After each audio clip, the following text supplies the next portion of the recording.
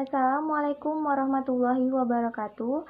Perkenalkan, saya Klasni Amalia dengan NPM 2202000698 dari Fakultas Ekonomi Program Studi Akuntansi di Sekolah Tinggi Ilmu Ekonomi Muhammadiyah Asahan. Pada video ini, saya akan menjelaskan tentang pendapatan nasional dalam perspektif Islam untuk memenuhi tugas mata kuliah Ekonomi Syariah. Pertama, pengertian pendapatan usaha.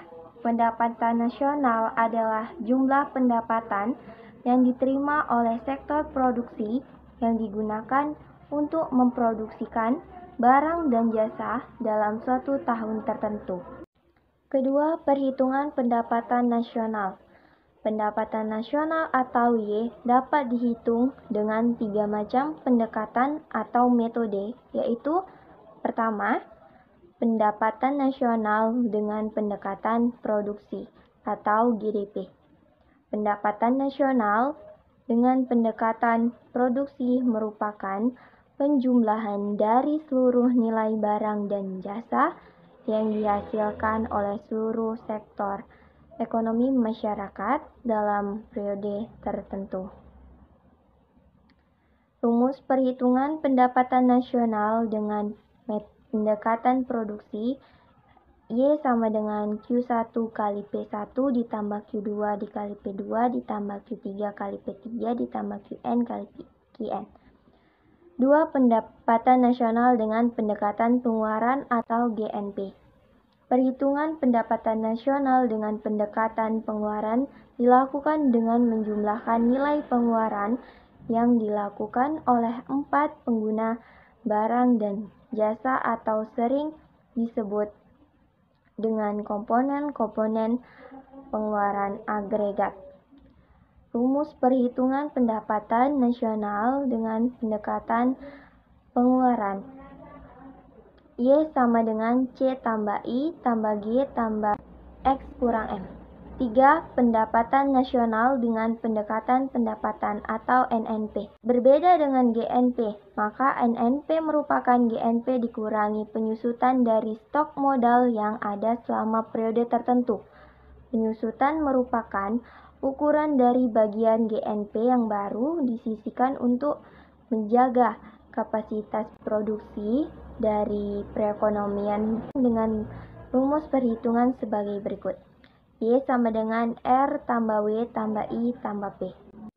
Ketiga, menghitung produk domestik dan produk nasional bruto. Konsep pendapatan nasional perlu dibedakan di antara pengertian neto dan bruto.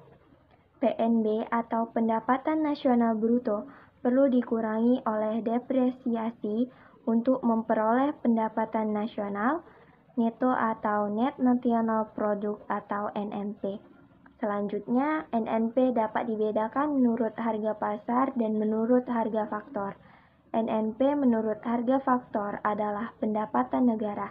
Di berbagai negara, hubungan di antara produk nasional bruto atau PNB dan pendapatan nasional atau PN dapat dinyatakan dengan persamaan PNN sama dengan PNB kurang pajak tak langsung tambah subsidi kurang depresiasi. Akan tetapi, dalam perhitungan di Indonesia, subsidi tidak dihitung.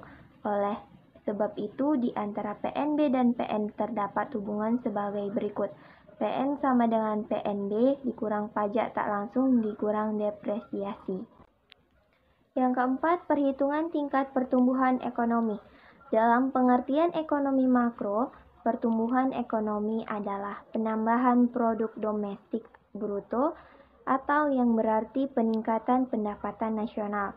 Untuk menghitung tingkat pertumbuhan ekonomi, data pendapatan nasional yang digunakan adalah data pendapatan nasional real atau atas dasar harga konstan.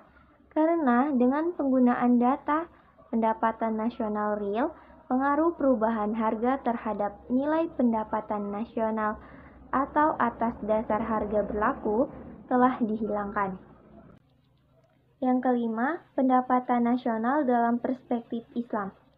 Pendekatan ekonomi konvensional menyatakan GDP atau GNP real dapat dijadikan sebagai suatu ukuran kesejahteraan ekonomi atau kesejahteraan pada suatu negara.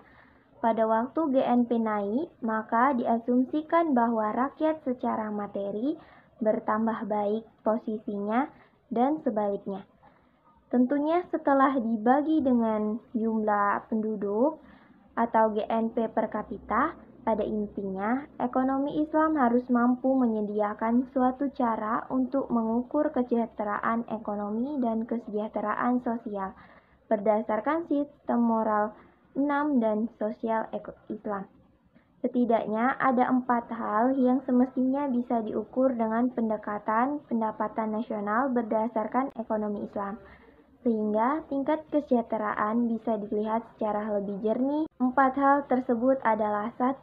Pendapatan nasional harus dapat mengukur penyebaran pendapatan individu rumah tangga. 2. Pendapatan nasional harus dapat mengukur produksi di sektor pedesaan. 3. Pendapatan nasional harus dapat mengukur kesejahteraan ekonomi Islami. 4. Perhitungan pendapatan nasional sebagai ukuran dari kesejahteraan sosial. Itulah materi tentang pendapatan nasional dalam perspektif Islam yang bisa saya sampaikan dan saya jelaskan. Lebih dan kurangnya saya mohon maaf. Sekian dan terima kasih. Wassalamualaikum warahmatullahi wabarakatuh.